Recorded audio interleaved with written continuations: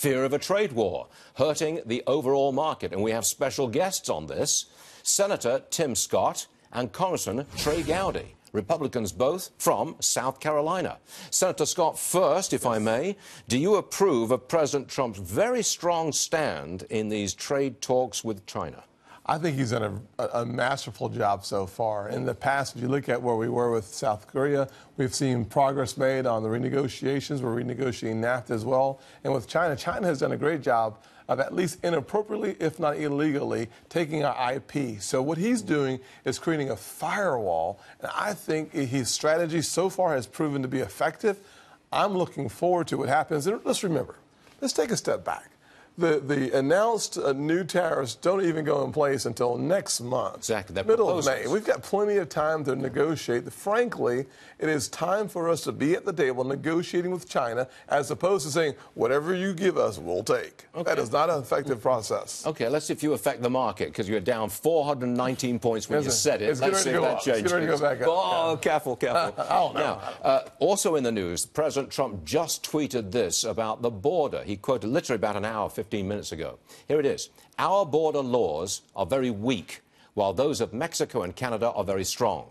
Congress must change these Obama-era and other laws now. The Democrats stand in our way. They want people to pour into our country unchecked. Crime! Exclamation point. We will be taking strong action today. We're waiting for that. Don't know what it is at this point. But Trey Gowdy, Congressman Trey Gowdy, is with us now. He wants to send troops, well, the National Guard, to the border. Do you approve, yes or no? I do, because no country should ever apologize for border integrity. The president's right. It's a misdemeanor to cross the border without permission. A misdemeanor. It doesn't become a felony unless and until you reoffend, and it's not a crime at all to overstay your visa. I don't know what gets weaker than not being a crime and a misdemeanor. So no sovereign nation should ever apologize for border integrity. So by whatever means that needs to be accomplished. I think he's doing this. President Trump is taking a very hard line because he's disappointed in what Congress did. I mean, you didn't give him a wall. He didn't give him war funds. You didn't give him any action on immigration. It's your fault, Trey. Well, when you write a book called Unified, you don't want to pick on the U.S. Senate, but nor should we. But he will right now. Nor should we. Okay, let's talk about this book. It's called Unified. You wrote this thing together. It's about race relations. I've lived in America for 40-odd years now, and it seems to me that race relations are not good. What are we doing wrong? Well, one of the things I think we could do right is it's hard to hate what you know. So the more up close and personal we have in our relationships, the easier it is going to be for us to solve some of the issues. You need rapport, credibility in order to actually address problems. We're always rushing to the problems, and very seldom do we take a look back over the provocative and rich history on race in this country and recognize the progress that we've actually made. When we were kids, we would not have been able to play together, drink out of the same water fountain, go to the same restaurants, stay in the same hotels.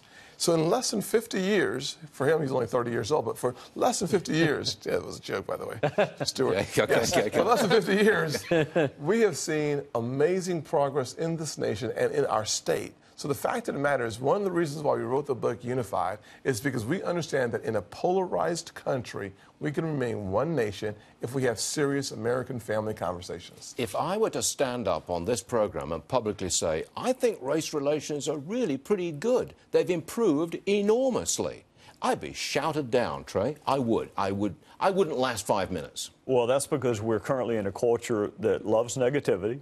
Conflict is commercially successful. Conciliation is not. The reality is we have made progress, but we've not gotten where we need to get. Law enforcement, the criminal justice system is a perfect example. White communities and communities of color view that differently. So it's really hard to hate something you know.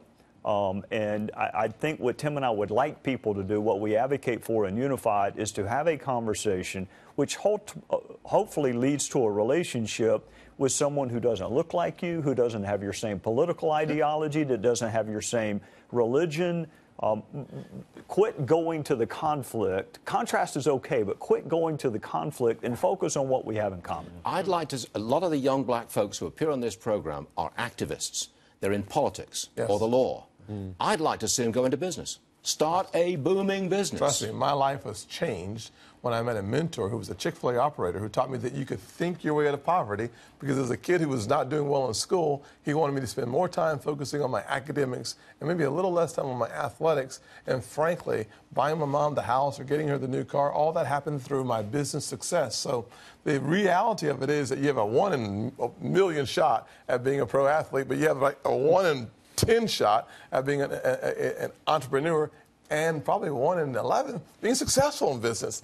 If you don't quit, you win in business.